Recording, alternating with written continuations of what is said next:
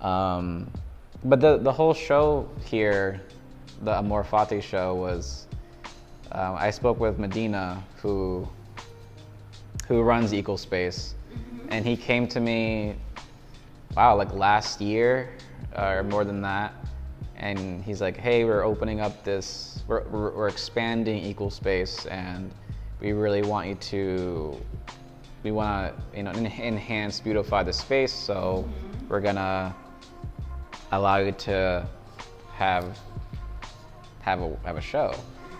And I brought Bill Mira on because I'm good at making my work. I'm not really good at presenting it in a cohesive way, because I mean, I can be very biased. Are you okay? I can be very biased because I can hang my favorites, but my favorites don't always work well together.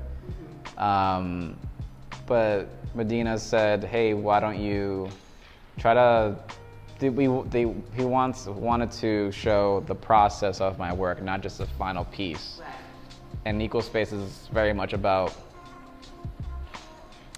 you know, showing the whole process, not just the end result products, and which a lot of social media, Instagram people, celebrities tend to do. They just show you the end result and make it look effortless, when anything that's, you know, worthwhile or has craftsmanship. Really reveals effort in the finished product. Yeah. And that's one reason I really respect it and like it, because what I find, I mean, I look at a lot of art, you know, contemporary art, and most of it just looks half-baked to me, like people have not learned their lessons.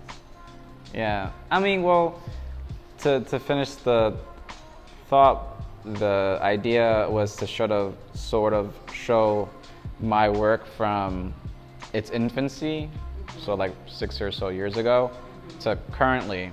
But yeah, so it's sort of chronological from beginning to current. I don't like saying end, but beginning to current. So, I mean, and as you see the, I guess, evolution, the phrases change a bit, become more simple.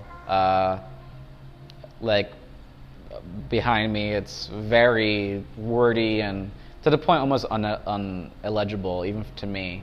But then as I evolved, I was like, you know, less is more. Just have less words, more powerful words. Pick 5 or 6 or 7 words max, and then use that in your composition. Earlier on, I wasn't really thinking about composition. I just wanted to, I had this text, I liked using it, fill the whole wall, the whole canvas. Now it's more like, okay, well, this word doesn't quite look well. The word dog doesn't quite look well. Maybe I could use a different word because of how it looks, as well as how it sounds. But yeah. So the mural, so there's 2 murals, or 2, one in the mural, one's an installation. So the mural in the cafe, it says food. Are those going to stay there? That's the plan. That's great. And also in the hallway itself, the installation. But the mural in the cafe says food is symbolic of love when words are inadequate. And I just thought that just seemed appropriate for the space. Because it's a cafe and they're serving food and stuff like that. And the installation where you walk through, it just says test my greatness, but it repeats itself. But yeah, I can just ramble on and on.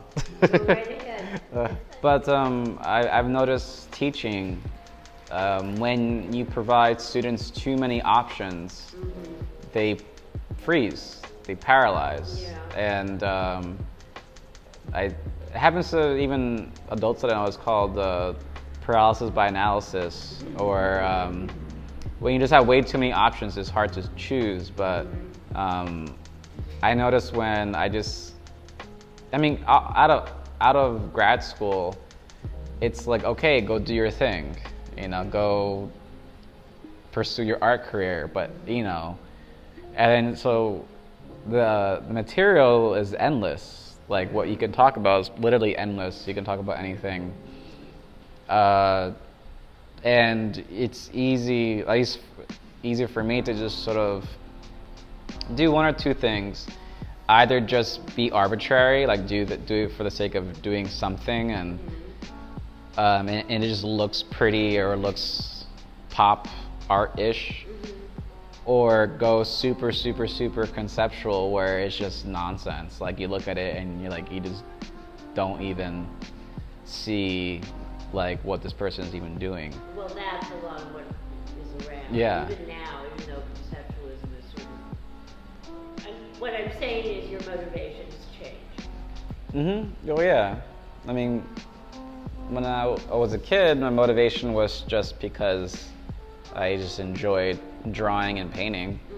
And making money was nice. Like I would start selling work, you know, like drawings here and there and paintings here and there when I was in high school.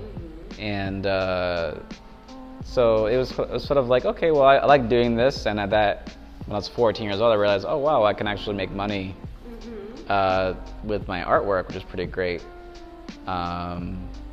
Actually, my first thing that I sold, it was a South Park version of a friend in in sixth grade. I remember I was in sixth grade.